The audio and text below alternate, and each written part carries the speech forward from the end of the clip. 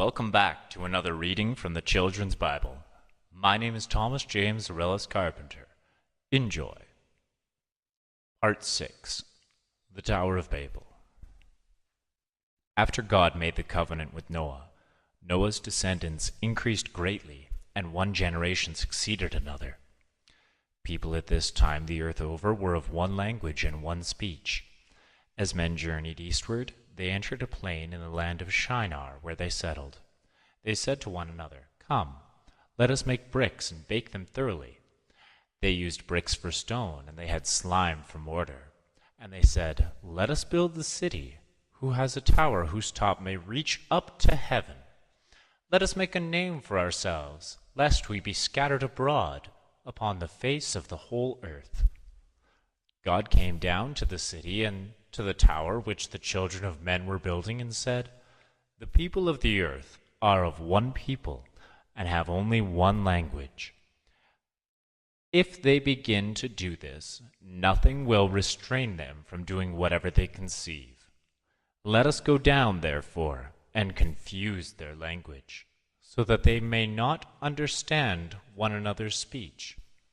So God scattered them abroad upon the face of the earth, and they left off building the city.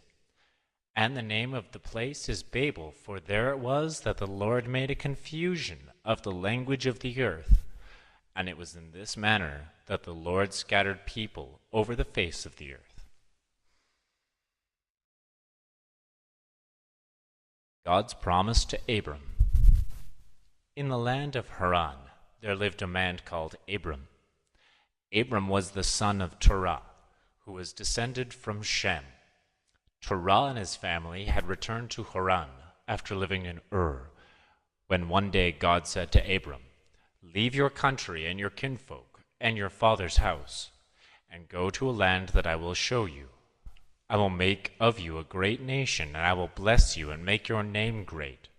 I will bless those who bless you and curse those who curse you, and through you all the families of the earth shall be blessed." So Abram heeded what the Lord had said and departed. He was 75 years old when he left Haran.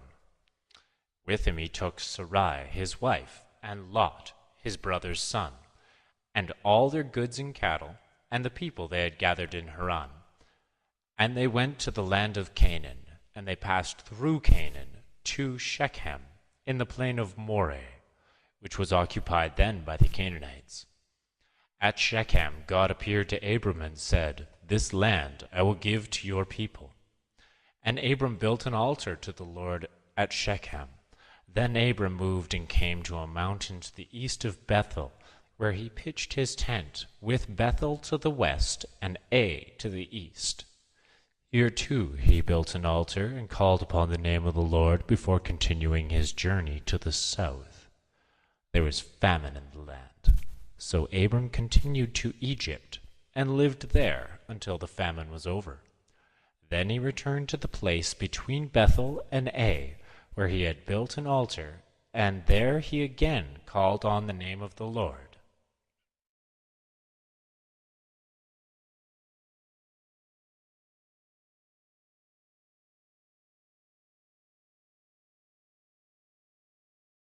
Abram and Lot. Abram was very rich in cattle and silver and in gold, and Lot, who traveled with him, was also very rich, having flocks and herds and tents. The land was not able to support them all, and could not live together in one place, and there was trouble between the herdsmen of Abram and the herdsmen of Lot. There were Canaanites and Perizzites also living off the land. So Abram said to Lot, "Let there be no trouble between you and me, nor between your men and my men, for we are relatives. Is not the whole land before you? Separate yourself, I beg you, from me. If you choose the left hand, I will go to the right, or if you move to the right, then I will go to the left." Lot lifted his eyes and looked out over the whole plain of Jordan, and saw how well the land was watered everywhere. It was like the garden of the Lord, and like parts of the land of Egypt. So Lot chose for himself all the plain of Jordan. He went towards the east, and they separated one from another.